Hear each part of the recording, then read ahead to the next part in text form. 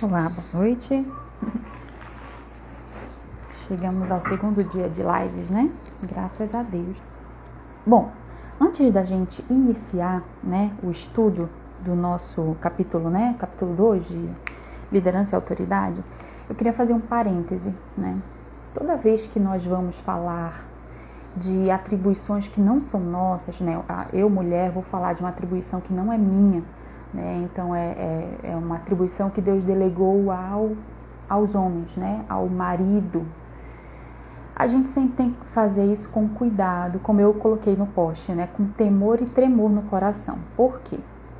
Porque a gente não pode usar esse tipo de literatura que vai falar várias coisas que o homem deve ser, segundo a palavra de Deus.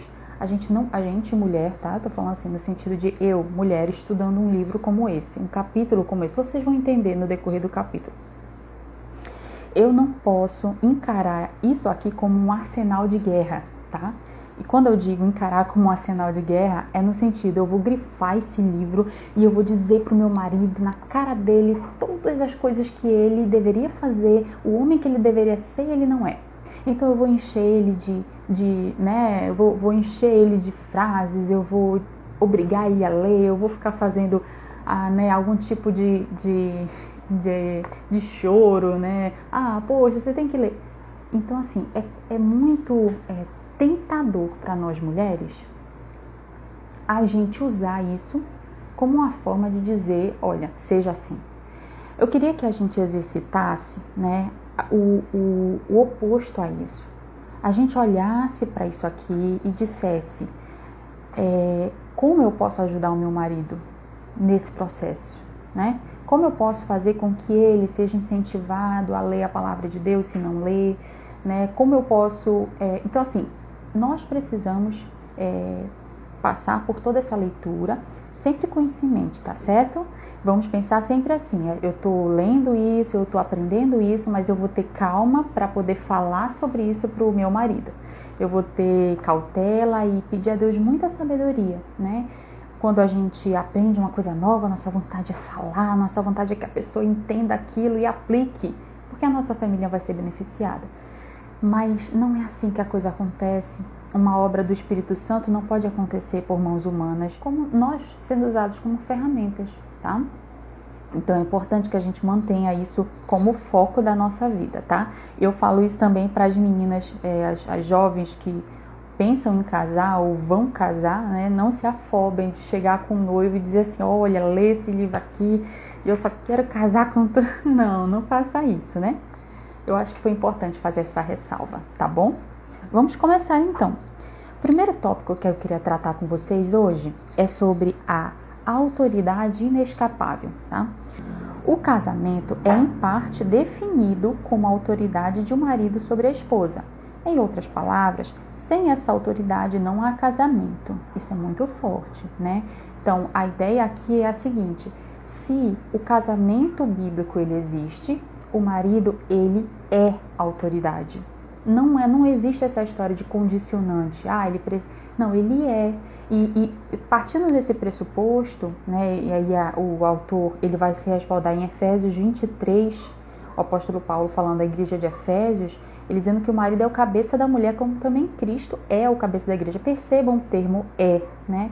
Então esse termo ele indica isso, que ele é o cabeça do lar, ele é a autoridade. Então o lugar de autoridade da família não é a mulher, é o homem, ok? Então esse é o primeiro tópico que o autor, essa é a natureza do casamento, inclusive ele fala, né? Que se não houver o homem sendo a autoridade do lar, vamos aplicar para nós mulheres, né?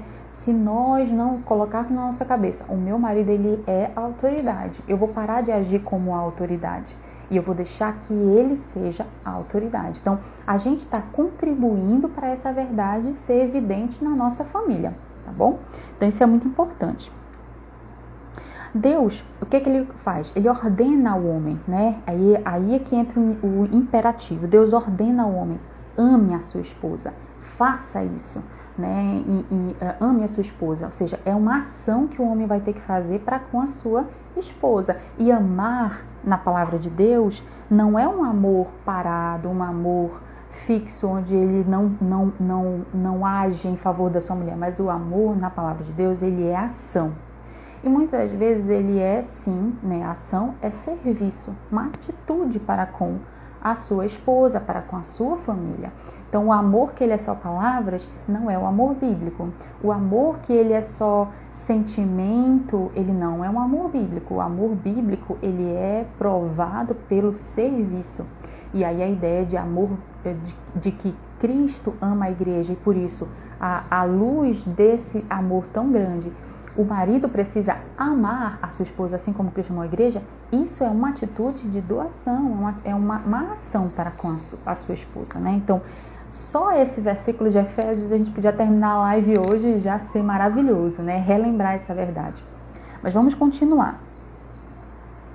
Próximo tópicozinho que ele traz, né? Se o esposo abdica do que ele é, da autoridade, consequentemente terá de arcar com as consequências e será um líder fraco. Por isso a liderança é inescapável. A ideia do autor aqui é a seguinte, irmãos, a liderança do marido na família não é transferível, né? E se ele é do lar, se ele está vivo, né, está casado com a sua esposa, ele não pode delegar a sua autoridade à sua esposa ou deixar que a casa corra com as rédeas soltas e a esposa ali toma todas as decisões, é a palavra final. Não pode. Nós, aí eu vou aplicar pra gente, né? Nós como mulheres precisamos, muitas das vezes, nos calar. A gente precisa muitas das vezes aguentar. A gente não tem o domínio das situações. A gente não é autoridade instituída por Deus para decidir, dar a martelada final sobre algumas coisas, né? A maioria das coisas que tem na nossa casa. Na ausência do marido, claro que sim, mas o marido estando presente, ele não pode abdicar dessa sua liderança, senão a ideia é que ele vai continuar liderando na sua ausência. A ideia é que a ausência de liderança dele vai causar uma liderança fraca, né? Então, assim, acaba que a família sente essa ausência da liderança, essa fraqueza da liderança do esposo. Bom, o que acontece? Acontece que em muitos lares, a gente, infelizmente, né, muitos de nós somos produto disso, e quem não é produto, sabe, né, que na sociedade tem muitos casos onde você nasceu no lar, onde o pai não existia, né, só existia a figura materna, ou então a mãe é que controlava a casa, ela dizia o que ia ser comprado, ela dizia como ia ser feito, e o pai apenas dizia amém, né, para tudo. E aí o autor fala que, infelizmente, essa é uma consequência do pecado, quando a masculinidade bíblica, ela não é utilizada no lar. E eu estou falando, meus irmãos, de um lar cristão, tá bom? Estou falando de um lar bíblico. Mesmo em lares cristãos, mas existe essa ausência de liderança, de autoridade do marido, tá bom? Vamos lá ver a citação na página 24. Olha que interessante que o autor coloca aqui. Se o marido é piedoso, então esse domínio não será severo. Será caracterizado pelo mesmo amor sacrificial demonstrado por nosso Senhor. É o Dominus, né? Aquele amor Dominus, na cruz do Calvário. Se o marido tenta fugir de sua liderança, essa renúncia irá dominar o seu lar. Se pegar um avião e for para outro lado do país e permanecer ali, ele ainda dominará em sua ausência e por sua ausência, ou seja, a ausência do pai, ela vai continuar sendo sentida. Aquele lugar de autoridade, ele não vai ser ocupado como deveria ser por outra pessoa, pela mãe, por exemplo, né? Ele vai só ser ocupado pelo pai, né? Então, nessa ausência, a família toda vai ser... muitas das vezes você vê mulheres vestindo as calças de homem do lar porque o marido deixa o lar, né? Então, ele renuncia ao seu papel de autoridade, infelizmente. Cada casamento, em qualquer lugar do mundo, é uma imagem de Cristo e sua igreja. Por causa do pecado, essa imagem pode ser uma mentira deslavada sobre Cristo, mas está sempre falando sobre Cristo. Então, a ideia é a seguinte: todos os casamentos, desde que o mundo é mundo, né, eles falam sobre o relacionamento de Cristo e a igreja. Então, se o marido não está no seu casamento desempenhando a sua autoridade bíblica, ele está contando uma mentira sobre Cristo e a sua igreja. A gente não vê assim, né? Então, assim, certas coisas a gente precisa ser acordado, chacoalhado para isso, para que a gente possa enxergar o quanto é profundo o fato de você abdicar da sua autoridade, né? O quanto nós, mulheres, quando nós tomamos a frente e decidimos as coisas, a gente quer ser autoridade no lar, como a gente está prejudicando, como a gente está contando uma mentira sobre Cristo e a igreja. Olhando por esse prisma, olhando por essa perspectiva, isso é muito mais pesado, né? Então a gente vai pensar certamente com mais cautela quando o nosso ímpeto de decidir as coisas, de resolver as coisas, quiser aflorar no nosso coração, né? Bom, aí ele continua falando que não podemos negar que o esposo é o líder do lar, seja ele líder para a honra ou líder para a desonra. E continua, né? Eu vou trazer outra citação. Argumentar contra a realidade de que o marido é o líder do lar é como atirar-se em um precipício para contestar a lei da gravidade. Por mais que o sujeito apresente suas razões enquanto segue em queda livre, ao final acabará por ver-se refutado da pior maneira possível. Então, se a pessoa diz assim, não, eu não sou autoridade, né? A autoridade é nós dois, é o marido e a mulher, eles são autoridade, são iguais em autoridade.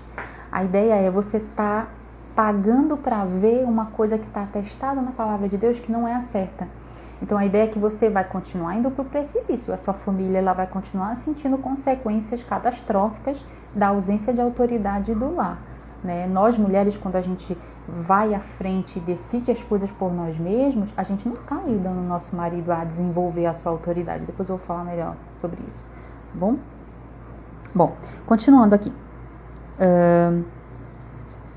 A consequência de não aceitar o imperativo de domínio que Deus deixou ao esposo se cria como consequência de sua negação de seu papel e de amar a esposa como Cristo amou. Então a ideia é que se o esposo não é o líder do seu lar, ele está sendo desonroso para com o papel que que Deus deixou para ele.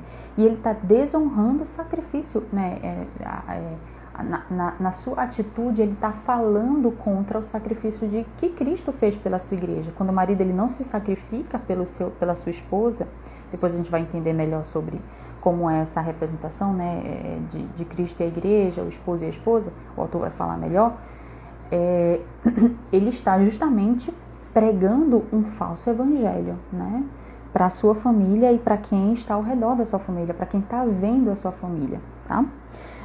Vamos lá, próximo tópico então. Então, a gente viu até agora o conceito que o autor ele traz de autoridade e de respeito segundo as escrituras. O próximo tópico se chama amor e respeito. O autor ele começa falando que tem 2 mandamentos principais, a gente sabe, né, já. Amar a Deus e amar ao próximo. E qual é o próximo mais próximo, se é que a gente pode falar assim, né? Qual é o próximo mais próximo de nós, né? Do casal, do marido e da mulher. Qual é o casal? Qual é o mais próximo? É o cônjuge, né? Então, o mandamento, né, que diz amarás o teu próximo como a ti mesmo, quem é o teu próximo mais chegado? É a sua esposa, é o seu esposo. Então, se a palavra de Deus nos assegura que nós devemos amar, lá em em Marcos 12:31, Jesus fala exatamente isso, né? Diz que se eu não amo, se eu obedeço a Deus, não amo a Deus e não amo meu irmão, eu não posso ser chamado filho de Deus, né? Então acaba que a gente participa de uma igreja, está presente na igreja, mas a gente acaba não tendo uma atitude condizente com o evangelho que nós abraçamos. Então aí o autor ele traz, né, o texto de Tito 2:4, quando o apóstolo Paulo ordena que as mulheres mais velhas ensinem as mais novas a amarem os seus maridos. Esse termo amar é termo filandros, indica um amor caloroso, uma afeição calorosa. E em Efésios 5:33, a ordem de Deus é que a esposa respeite ao marido. E aqui ele traz, é aqui que eu queria indicar, tá, gente? Esse livro aqui, olha, essa questão do respeito que a mulher tem que ter, a forma que nós mulheres demonstramos esse amor, né, do nosso próximo para o nosso esposo, é respeitando ele. Ele vai desenvolver melhor a ideia depois. Mas aqui, ó, tem um capítulo muito bom, tá? Muito bom nesse livro, Fruto de Suas Mãos, onde é o maior capítulo do livro, é o suprassumo do livro, onde ela vai falar sobre o respeito, o quanto a gente não tem ideia, nós mulheres, eu não tinha pelo menos, eu não tinha ideia de como o respeito ele é importante para o nosso marido, né? Mas por que é importante? Porque Deus instituiu assim, que a mulher, o mandamento é que a mulher respeite o seu marido. E já para o marido, o mandamento é que ele ame a sua esposa como ama o seu próprio corpo, né? Bom, o autor continua, né, dizendo que a escritura ela apresenta os deveres do esposo e da esposa, tá? Ambos são difíceis e exigem muito esforço de cada um. Então a ideia não é assim, poxa vida, Deus me deu o fardo mais pesado, ser submissa. E o marido olha para a mulher e diz assim, Deus me deu o fardo mais pesado que é amar essa mulher. Não é assim, a gente não pode olhar para o trabalho do outro como sendo o mais pesado. Ambos são difíceis, tá? E aí o autor ele vai explicar por quê. Porque às mulheres foi dada a ordem de respeitar em detrimento de amar. Eu achei muito interessante o que o autor ele fala, que para nós mulheres, nós temos facilidade em amar. Nós temos facilidade em nos dedicarmos para limpar a casa, para fazer uma boa comida para o nosso marido. A gente tem facilidade de demonstrar o nosso amor. E para nós, o amor é um amor muito fácil, né? É aquele amor, às vezes, que a gente diz assim, nossa, esse homem não tem defeitos, né? Ou então, no início, né, do casamento, você olha, ele não tem defeito. Depois que a gente vai conhecendo um ao outro, né? Ele vai também nos conhecendo, sabendo quanto somos pecadoras, né? Mas a ideia é que, para nós, mulheres, é fácil amar. É fácil a gente se dedicar para quem a gente ama. Mas qual é o problema? A mulher, olha o que acontece, vê se acontece, você já viu isso acontecer. A mulher, ela lava, ela passa, ela cuida, ela zela pelas crianças para que tudo esteja em ordem. Mas aí quando ela se encontra com a amiga, ela vai falar mal do marido dela. Ou então ela não fala mal, né? Aquela ideia assim, aquele mal camuflado, né? Mas ela fala assim, mas ele não faz isso. Mas assim, você acaba mostrando descontentamento com seu esposo. Então isso é um desrespeito, né? A ideia de que o seu marido, se ele é a autoridade, se tiver alguma coisa contra ele que você quer tratar, trate com ele. Ele é a pessoa mais indicada para você resolver esse problema. Falar do meu marido para as minhas amigas não vai diminuir o meu problema. Falar dos pecados do meu marido para as irmãs da minha igreja não vai fazer com que o meu marido deixe aquele pecado. Pelo contrário, vai trazer vergonha, a gente já vai acabar sendo vista como uma mulher insensata, né? Uma mulher que acaba tornando um problema privado público. Isso é tão ruim no seio da igreja, né? Todas nós sabemos disso. Então o autor ele continua dizendo como é fácil para a mulher amar, mas o difícil para ela é respeitar, é se submeter à autoridade, tá? Então é por isso que a ordem é, mulheres, submetam-se, sejam submissas ao seu próprio marido, tá? Como a igreja é de Cristo, né? Nós somos submetidos à vontade de Cristo. A igreja ela não vai fazer o que ela acha, o que dá na cabeça dela, não. Ela tem que seguir a ordem do nosso Senhor e Salvador Jesus Cristo enquanto esteve aqui na terra, né? A palavra de Deus. Então, se nós queremos que o nosso esposo tenha demonstração de nosso amor, precisamos respeitar ele em casa. E o esposo, se quiser demonstrar que ama sua esposa, ele deve se doar. Aí agora ele trata do marido, né? Ele fala assim, para o marido, o fato de ele trabalhar e colocar comida na casa, o fato dele ser fiel a ela, estar ali, para ele já é uma demonstração de amor. Só que não é assim que funciona, segundo a palavra de Deus. Não é assim. A ideia é que ele vai se doar, ele vai fazer para a sua esposa o que ele gostaria que fizessem com o próprio corpo dele. Então, se ele ferir a esposa, ele vai estar se ferindo. Se ele magoar a ela, ele vai estar magoando a si próprio. Porque quando se casam, os dois são uma só carne, uma unidade em Cristo, né? Então, vamos lá para a página 28, que eu achei uma citação tão bonita. Tem muitas citações, mas se eu fosse trazer a live ia cair, ia acabar o tempo da live. Cadê a citação? Eu achei muito interessante essa citação, né?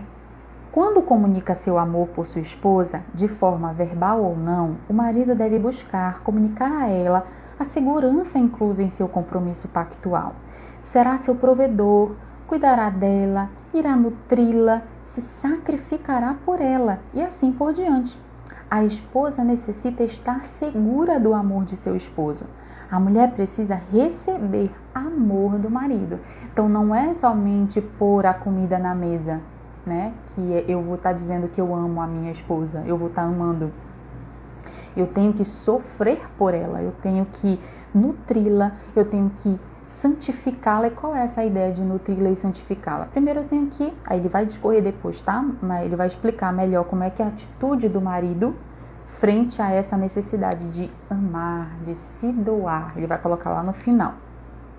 Mas eu quero só trazer lá a fala do apóstolo Paulo, né? É onde ele diz: maridos, amai a vossa esposa. Ele não coloca se ela faça isso, você vai amar se ela fizer isso. Não, maridos, amai vossa esposa. Ou seja, faça isso, né? E esposa, respeite o marido, tá? Então, ambas são coisas difíceis para cada um dos cônjuges. Amar é difícil para o homem e respeitar é difícil para a mulher. Por isso que o autor ele coloca que o casamento ele envolve, a gente vai ter que fazer coisas que não são naturais para mim. Então não dá pra gente cair naquela ideia tipo, eu não tô com vontade de ser submissa, eu não tô com vontade de respeitar ele agora, ele não tá merecendo o meu respeito. Acontece isso, né? A gente quer que o marido mereça o respeito. Mas a ideia é que, aí vem de novo a sugestão da Albanese desse livro, que é muito bom, é fininho, gente. Mas onde ela vai falar, né? A irmã Nancy Wilson, ela vai nos aconselhar, olha, vocês respeitem o marido de vocês independente do que eles façam. Né? Ele não traz flores, eu não vou respeitar. Ele não jogou o lixo fora, ele não merece meu respeito agora. Então, assim, acaba que não é assim que Deus quer de nós. Ele quer justamente que a gente seja respeitosa para com o nosso marido, independente de a gente estar sentindo que deve ou não, tá bom? O respeito, ele é uma ordem, tá? Ele é pra gente fazer. Terceiro tópico, né, que o autor ele coloca. Terceiro tópico, ela foi feita para ele. Aí o autor vai bater bastante nesse ponto do para, né? Ela não foi feita, ela foi feita para ele, né? Então, quando o autor ele traz Gênesis 2:18, né? Quando a palavra de Deus diz: não é bom que o homem esteja só, far-lhe-ei uma auxiliadora que lhe seja idônea. Ou seja, a ideia é, ela foi feita para ele, ela é completa a ele. Né? Quando o Senhor criou Adão, ele deu uma tarefa, lá em Gênesis 2:15, em adição à tarefa de cuidar do jardim do Éden, o que é que Deus falou para Adão? Multiplicai-vos. A ideia de multiplicar para Adão seria impossível. Como que Adão ia se multiplicar? Ele sozinho não teria condições disso, ele não tinha estrutura nem anatômica, nem fisiológica de fazer isso. Deus o criou assim. O que aconteceu? Para completar a criação, Deus criou Eva. Então, Eva, ela veio para uma necessidade do homem. Então, nós fomos criadas para suprir a necessidade do nosso marido. Então, quando nós nos casamos, a gente precisa mudar a chave, certo, mulheres? Precisa mudar a chave de pensamento. A gente tem que parar de pensar que submissão e respeito são coisas que me reduzem, são coisas que me menosprezam. É isso que o mundo quer que você pense. É isso que o diabo quer, essa mentira é uma das, né? Mentiras que o diabo está contando para você. Não pode. Nós não podemos pensar que a submissão e o respeito nos reduzem. Minhas irmãs, meus irmãos, a submissão e o respeito no casamento, elas são tão importantes quanto você dizer que ama, mostrar que ama até muito mais. Tem muitas das vezes que vocês passam, a gente como casal, né, pessoas como casal, passam por lutas, passam por provações que você não tem condições emocionais de dizer eu te amo. Mas como é que você se mantém amando ao seu Deus, que é aquele que você põe em primeiro lugar na sua vida? Como é que você se mantém? Respeitando aquele homem que Deus deu a você para cuidar de você, mesmo que agora ele não esteja fazendo isso. Mesmo que agora vocês estejam enfrentando lutas que sejam muito difíceis, mas você precisa se manter firme, né? A gente serve em primeiro lugar ao nosso Deus. Nosso marido, ele não é um ídolo, não pode ser um ídolo na nossa vida. O nosso marido, ele não é um condicionante para a nossa felicidade. E aí, só um parêntese para as moças, né, que ainda não são casadas. O casamento, minhas queridas, ele não traz redenção da gente. Ele não transforma a nossa vida em um conto de fadas, tá bom? O casamento, ele é algo muito maravilhoso, feito por Deus, mas é entre duas pessoas pecadoras. Duas pessoas que uma não quer ser submissa e o outro muitas vezes não exerce a sua autoridade. Então acaba que vai ter conflitos, que vai ter desavenças, mas que precisam ser tratadas de maneira bíblica, tá bom? Muito bem, vamos continuar aqui, né? Seguindo a ordem do autor. Bom, quando Deus cria Adão, né, depois de certo tempo, a partir da carne dele, ele cria a Eva. Lá na página 30, deixa eu procurar aqui, tem uma citação muito bonita, né? Em outras palavras, a ordem da criação nos diz que Adão não foi criado para Eva, porque quem foi criado primeiro? Adão, certo? Eu tô de olho aqui no meu relógio, porque com uma hora a live cai, né? Então eu tenho que ficar aqui de olho no relógio. Além disso, o modo como Paulo aplica essa verdade, aí ele falou de Gênesis, né, que Deus criou a mulher para suprir a necessidade do homem. Agora ele vai trazer o apóstolo Paulo, quando o apóstolo Paulo comenta que o relacionamento de Adão e Eva era único, não apenas para eles enquanto casal, mas para que todos tivessem neles a sua representatividade. Então, o homem e a mulher lá no Jardim do Éden, como casal, eles de uma certa forma são padrão para nós, foram criados por Deus e essa criação tem que ser padrão para a nossa vida. Então, há muitas esposas que são mais velhas, por exemplo, do que o marido, né? Então, a ideia de uma mulher ser criada para o esposo não é algo que impede, por exemplo, a mulher ser mais velha do que o marido, né? Ela veio antes nesse mundo do que o marido. Não, mas a ideia aqui é que, independente de qualquer coisa, ela precisa se submeter a ele, tá? Mesmo ele sendo mais jovem que ela. Isso é uma outra questão aí, que a gente depois, algum dia, fala. Mas vamos voltar aqui para o texto. Infelizmente, muitos homens abdicam de sua vocação de líder de sua esposa pelas filosofias mundanas a respeito de papéis igualitários na sociedade, né? Então, assim, o que acontece hoje na nossa sociedade? Todos vocês conhecem muito bem essa realidade. É vergonhoso para uma mulher dizer que ela é submissa, certo?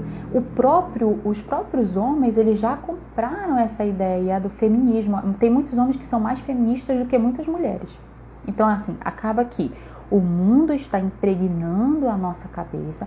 As mentiras que o diabo nos conta, elas vêm, impregnam a nossa cabeça, nos tornam escravas, muitas das vezes do mercado de trabalho, nos tornam escravas de uma aquisição intelectual. Não, eu preciso ter doutorado, PhD na minha área, eu não posso considerar ser menos que isso.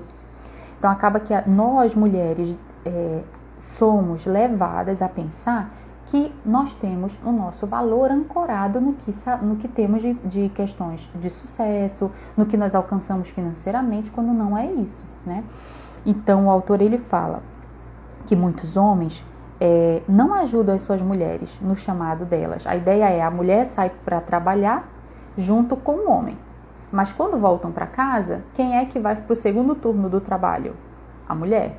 Então acaba que o homem, e o autor ele é bem forte, tá, gente, nesse argumento. Ele diz assim, que se nós fôssemos valer tudo, tinha que ser trabalho de todo mundo igualitário.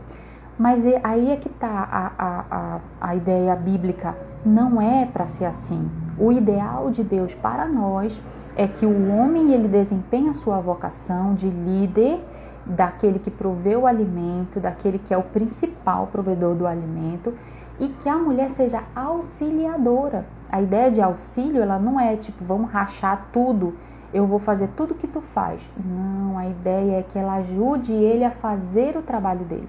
É que ela ajude ele e torne o trabalho dele possível de ser feito sem aquele peso do trabalho, né? Depois que o pecado entrou no mundo, o trabalho se tornou algo pesaroso, né? Então, a ideia da palavra de Deus é que a gente seja um auxílio para o nosso marido. Eu vou trazer a citação, que isso faz referência a isso, tá? O marido piedoso utiliza a sua força para dar à esposa, não para tomar dela. Então, olha, eu vou repetir. O marido piedoso utiliza da sua força para dar à sua esposa e não para tomar dela. Um relacionamento bem ordenado é aquele no qual o marido sabe que foi criado por Deus para cumprir uma tarefa específica e sabe que sua esposa foi criada por Deus para ajudá-lo com tal tarefa. Ele foi criado para a glória de Deus e, embora isso possa ser algo chocante de se dizer, ela foi criada para ele. 1 Coríntios, depois que vocês quiserem ver, 1 Coríntios, capítulo 11, do 7 ao 8. Do 7 ao 8, hein? Bom, vamos para o próximo tópico. A gente vai correr um pouquinho agora que o nosso tempo está ficando pequeno, tá bom? Quarto caráter aí da liderança e da autoridade no lar. Responsabilidade. O feminismo não é obra de mulheres. O autor ele já começa, põe os dois pés na porta. Ele diz assim, olha, as pessoas que criaram o feminismo, as ideias feministas surgiram, não foi de mulheres. Claro, elas foram as encabeçadoras dos movimentos, certo? Mas por que as mulheres precisaram encabeçar esses movimentos? Por que houve esse movimento de contrariedade com várias coisas da sociedade? Porque homens não desenvolveram a sua autoridade dentro dos lares. O pecado, né? Em outras palavras, o pecado. A ideia é, né, o autor fala aqui na página 33,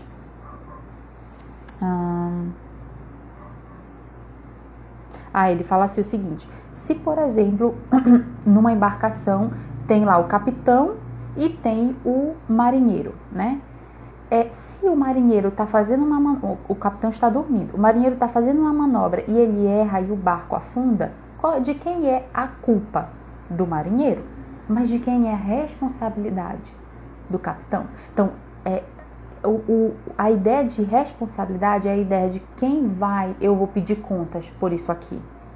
É da autoridade, né? Então, assim, a gente precisa parar de ver a autoridade como uma coisa que me libera para festa, né? Que me dá o poder. A ideia da responsabilidade é alguém vai pedir contas de você pelo que você está fazendo. Então, não vamos desejar, nós mulheres, tá, irmãs, não vamos insegradamente desejar, se eu tivesse autoridade para fazer isso, eu resolvi isso aqui.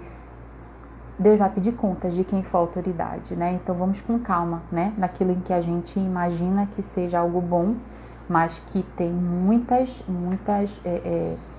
tem um peso muito grande. O nosso marido, quando ele se torna, ele entende a sua responsabilidade, né? A sua autoridade, ele sente um peso na sua costa, né? Ele sente uma responsabilidade, isso pesa.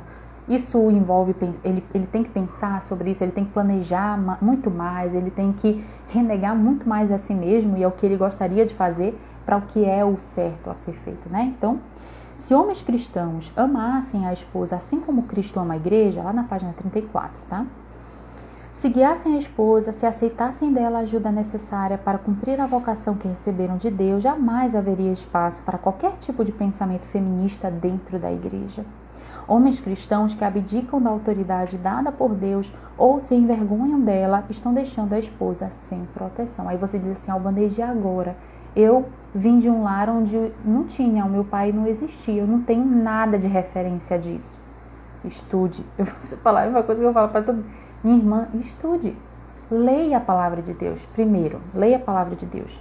Segundo, sugue todo tipo de conhecimento bíblico verdadeiro que você tiver acesso, né? Pastor, ele vai começar a pregar sobre feminilidade. Anota, minha irmã.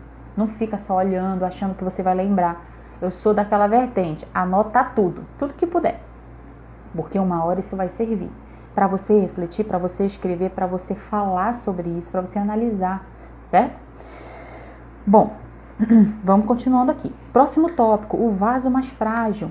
vou falar bem rapidamente, eu achei muito interessante esse tópico.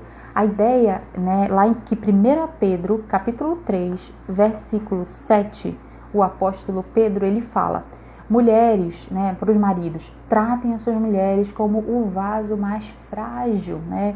1 Pedro 3, 7.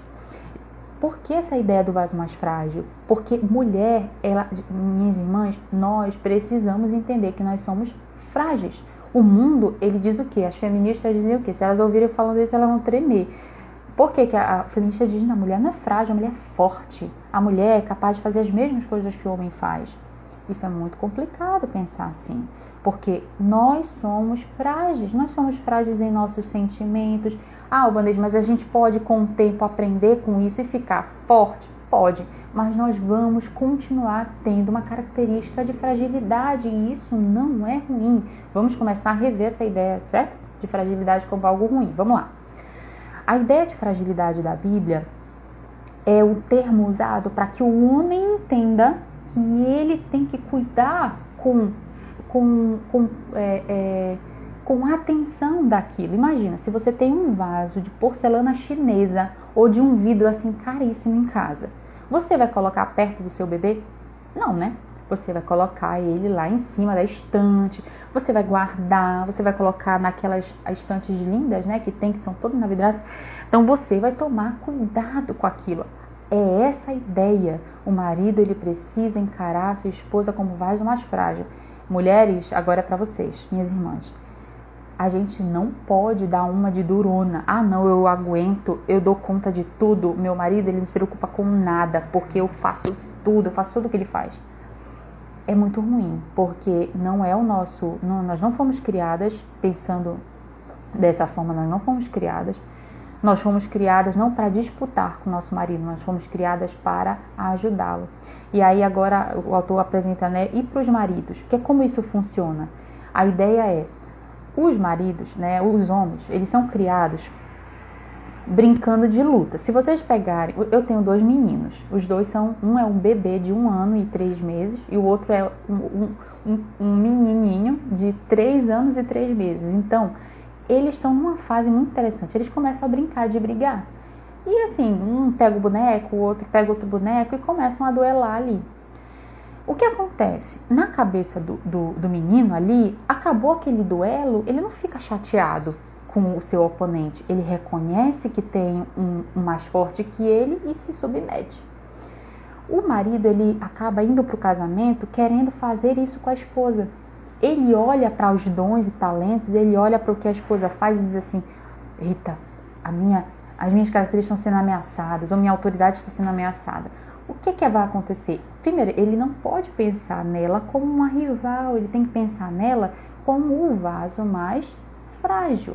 Então, imagina, se a gente usasse esse princípio, como muitas brigas e lutas do casal, não iriam existir, né? Se o marido enxergasse a esposa dessa maneira. Como consequência, se há qualquer tipo de problema no casamento, os homens tendem a entrar em uma relação de rivalidade e competição com a esposa.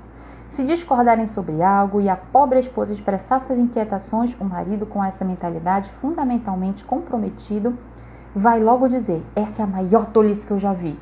Ou então o marido vira para ela e diz assim: você é burra, né? Como você fez isso? Isso é uma tolice, isso é uma criancice. Vejam só, olha o que está acontecendo. O marido está pensando que a esposa é uma igual a ele no sentido de sentimentos, no sentido de forma de trato. Mas ele precisa ser lembrado que o apóstolo Pedro fala lá na palavra de Deus. Ela é o vaso mais frágil. Então, ele está tratando como se ela fosse o time da lateral esquerda. Ao responder desse modo, está buscando explorá-la. Mas Pedro não diz que o esposo deve explorar as fragilidades da esposa. Diz que deve honrar a esposa em meio a essas fragilidades. A ideia é: a fragilidade da minha esposa é a minha. Se a minha esposa tem dificuldade em falar demais, vai ser a minha responsabilidade ajudá-la. Se a minha esposa ela tem problema com comer demais, é a minha responsabilidade. Eu também estou ferido, né? Então a ideia é essa: vocês são um time, vocês não estão lutando um contra o outro. Então não há espaço no casamento bíblico, no casamento cristão, para conflito. entre os dois, né? Um querendo sobressair ao outro, ok? O que há é um entendimento de que ela é o vaso mais frágil e eu preciso cuidar dela, tá? Aí o autor continua dizendo, né? Olha que interessante essa história. Certa vez estive conversando com um homem que parecia muito satisfeito com o modo como seus filhos o obedeciam, em contraste com a desobediência que prestavam à esposa dele. Ele estava se regozijando porque, quando dizia para fazer algo, as crianças obedeciam, mas sempre que sua esposa dava ordem semelhante, eles se recusavam a obedecer. Ele estava agindo como se estivesse numa competição de disciplina com a esposa e pensava estar ganhando, quando na verdade o fato das crianças não obedecerem à mãe era culpa dele, né? Quando eu digo culpa, eu vou falar melhor, era responsabilidade dele, tá? Então assim, a mãe ela precisa ensinar que eles devem obedecer a ela, né? Ela precisa ensinar que eles devem obedecer, mas se eles não obedecem, se eles desonram a mãe, a responsabilidade pelo que está acontecendo de errado é do pai, é da autoridade, ok? Deu para entender essa diferença? Tá bom? Vamos continuar. A fraqueza dela deve ser reconhecida como fraqueza dele, a fim de que forças dele possam chegar a ser forças dela. Ai, que lindo, né, gente? Eu achei lindo. A fraqueza da esposa é sua força e pode chegar a ser também a força do seu esposo. A força dele é a sua debilidade, mas, uma vez superada, se transforma na força dela. O que ele está dizendo aqui?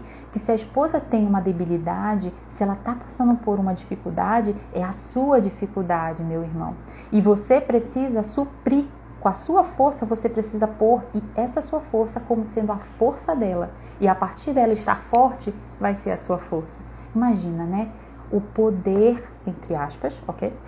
De uma mulher que está forte, né? Uma mulher que o marido está abatido e ela diz assim, vamos lá, nós vamos conseguir, tá bom? Vamos lá, tá terminando nosso tempo.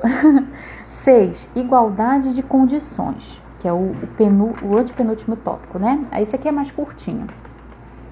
Bom, igualdade de condições. A esposa tem em seu esposo seu líder. Logo, ela não deve ser liderada por outros deliberadamente. Então, o esposo, ele é o líder da casa, ok? Só que a esposa deve respeito ao seu marido. Só que ela não deve respeito a todos os homens do mundo. Então a ideia é, você se casa, você deve respeito ao seu esposo. Você não deve respeito a todos os homens deliberadamente. Deus não deixou isso para nós. Deus deixou especificamente para o nosso marido, ok? Aí a autora de O Fruto em Suas Mãos, a Nancy Wilson, ela vai tratar exatamente sobre isso, né? Precisamos observar bem o nosso pretendente. Meninas que estão procurando o rapaz dos seus sonhos, né, certo? Moças que estão noivas, observem isso aqui no marido de vocês, no futuro marido, né? Ou então naquele pretendente que você está de olho, né? Observem se ele é espiritualmente preparado mesmo. Claro, você não vai esperar que ele seja um, né, poço de piedade. Você vai esperar de que ele tenha bom testemunho dos seus superiores, que ele seja um bom filho. Então assim, você tem como observar na vida desse rapaz se ele realmente está preparado espiritualmente para ser autoridade. Ele lhe incentiva a ler a Bíblia? Ou você fica dizendo para ele, vamos ler a Bíblia, vamos ler a Bíblia. Tá na hora de a gente fazer alguma coisa juntos relacionada à vida espiritual. Ele precisa, junto com você, claro, mas ele tem que ter essa autoridade, né? Desde aí sendo forjada, né? Bom, 7º tópico, coração de servo. O autor ele vai falar que o homem ele precisa desenvolver um coração de servo. Ele traz lá o versículo, né, em João 13, do 13 ao 17, quando Cristo lá nos pés de seus discípulos, ele fala, olha esse exemplo, tem maior exemplo que esse? Cristo estava para morrer e ele fez questão de lavar os pés de seus discípulos, mostrando que aquele que é autoridade serve. Então, se Cristo serve a sua igreja, o marido deve liderar servindo a sua esposa. Tá bom? E o último tópico, o marido é evangélico. A ideia de evangélico aqui é a ideia daquele homem que obedece à lei do Senhor, é aquele homem que obedece aos símbolos de fé que ele está abraçando. Então, a gente tem a confissão de fé, tem o catecismo de Westminster, Temos, claro, em primeiro lugar, a palavra de Deus. O nosso marido, né, precisa ser um homem de liderança espiritual da casa. Aí você diz assim, Albaneide, mas como é que eu digo isso para ele? Albaneide, como é que eu vou... Meu marido, ele não é nada disso, ele não lê a Bíblia, ele não ora, eu não vejo ele... Minha irmã, você vai fazer o seguinte, primeiro você vai orar, certo? Segundo, você vai procurar os seus líderes e pedir a orientação. Não precisa entrar em detalhes, não precisa expor o seu marido. Você vai buscar orientação sobre isso. Segundo, você vai dar a ele condições de fazer a devocional. Já pensou, seu marido chama, vamos fazer devocional, o menino tá todo catarrento, o outro tá todo sujo. Não, vocês se planejem. Você, mulher, faça de tudo para que esse momento aconteça. Ore pelo seu marido. Minhas irmãs, orem muito pelos maridos de vocês. Nós devemos orar por eles. Nós devemos lutar por eles diante de Deus, de joelhos. Precisamos clamar a Deus pelos nossos maridos, para que mudanças aconteçam na vida deles. O que eu vejo, né? Às vezes nós mulheres, a gente chora, a gente se enraivece com a condição quando nós estamos, com pecados do nosso marido, achando que o nosso casamento vai se acabar por causa daquele pecado. Quando nós precisamos nos voltar para Deus, orar, pedir primeiro que Deus mude aquilo que nós estamos errando. Conversar com o nosso marido, o que eu posso fazer para te ajudar? O que eu posso fazer para te incentivar? Percebam, você não vai ficar toda hora colocando, já fez a devocional hoje? Chega com o marido, já fez a devocional hoje? Olha, ainda não fez, tu precisa fazer. Não, você não vai agir assim. Você vai chegar com calma, você vai ver o momento certo de fazer isso. Você não vai falar isso todos os dias, você vai escolher de 15 em 15 dias e você vai sentar com ele no momento que você sabe, nós mulheres sabemos o momento propício de conversar com o nosso marido.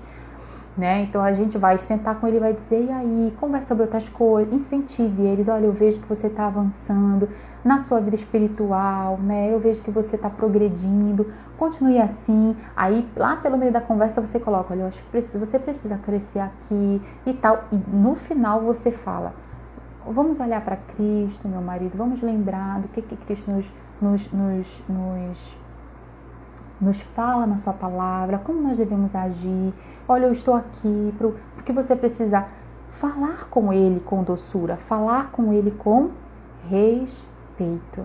É tão diferente, né? Quando a gente fala com o nosso marido com respeito, no momento certo, da forma correta e usando os argumentos corretos. A gente não pode dizer, olha, porque eu quero assim. A gente tem que dizer, meu marido, lá na palavra de Deus, pega um versículo só, não precisa pegar todos os versículos, não. Pega um versículo e diga, olha, a palavra de Deus diz isso aqui, né? Vamos exatamente pensar como isso nos ajuda, né? Mas, minhas queridas irmãs, cada trecho desse livro tem sido motivos de muita alegria para o meu coração. Eu espero que o compartilhar com vocês seja também. Eu queria só ler, para encerrar a minha fala, queria só ler o trecho final, tá? Desse capítulo. Diz assim: em um lar ensinado por um marido evangélico, deve haver muitas graças que são simplesmente parte de um aroma que perpassa todo o lar. Tal homem nunca deve falar à sua esposa sem afeição ou cortesia. Nunca deve enfurecer-se ao disciplinar as crianças. Ao pecar, deve fazer toda a restituição devida. Deve ser uma rocha em seu lar, uma pequena pedra que, pela graça de Deus, represente a pedra que é Cristo. Então, aí na página 43, ele faz o desfecho com essa... Eu faço o desfecho da nossa live com essa citação. E eu quero pontuar, né, minhas irmãs? Tudo que a gente ouviu, vamos usar para ajudar o nosso marido, sem confrontá-lo de maneira bravia, mas tratando ele com doçura e com respeito. Certamente os resultados que nós teremos dessa nossa luta vão ser muito mais produtivos para o reino de Deus do que se a gente chegasse falando e boatando todos os nossos erros. Tá bom? Eu quero agradecer a todas que participaram, muito obrigada.